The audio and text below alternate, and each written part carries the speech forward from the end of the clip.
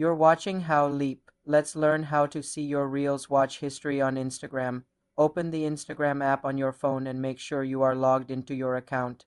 Tap your profile picture in the bottom right to go to your profile. Next, tap the three-line menu icon in the top right corner. From the menu that appears, select Your Activity. On the Your Activity page, scroll down and tap the category labeled Time Spent. In the Time Spent section, you will see an overview.